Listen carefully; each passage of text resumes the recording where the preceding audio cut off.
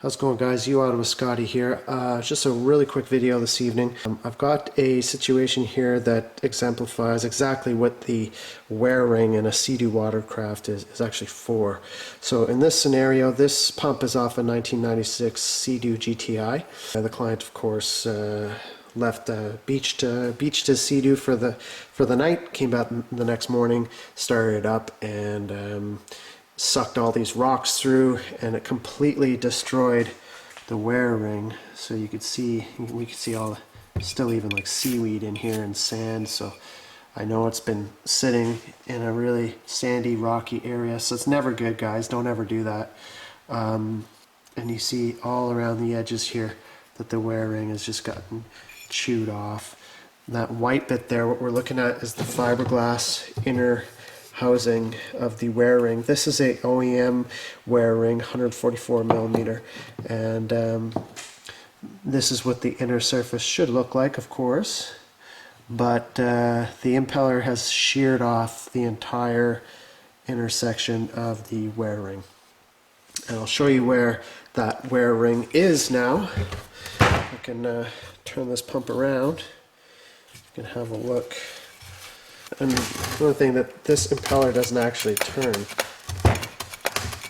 It's the wear ring is just jammed in there. So let's have a look down inside here. You can actually see the wear ring inside, all crumpled up.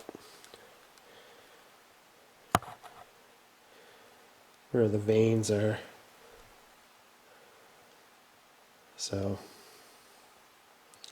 it's pretty bad, guys. This is a pretty bad one, and not entirely sure that we're gonna have we might have to change the bearings on this one as well, but we'll see once we get in here and get this apart.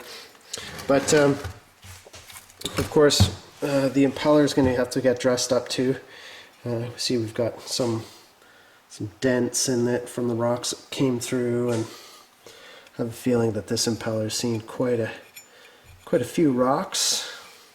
So what we're going to do is take this impeller off. We're going to dress it up as best as we can, replace the wear ring, and hopefully put it all back together and see how she goes. I do have new neoprene seal, and I've got a new impeller shaft here, and I've got bearings and all that kind of stuff, but we're going to see what this needs, just because I'm not sure that the client wants to spend all kinds of money. There's some new needle bearings right there. So anyways, this is a great example of a pump that has sacrificed the wear ring in order to hopefully save the integrity of the actual pump impeller itself. So stay tuned to the channel if you want to see a step-by-step video of how to replace this. I'm going to be working on this tonight. I'll hopefully post the video tomorrow, but I just want to make this quick video of the purpose of the wear ring. Stay tuned to the channel. Really appreciate everybody's support, and I hope you're doing well out there, and we'll see you next time.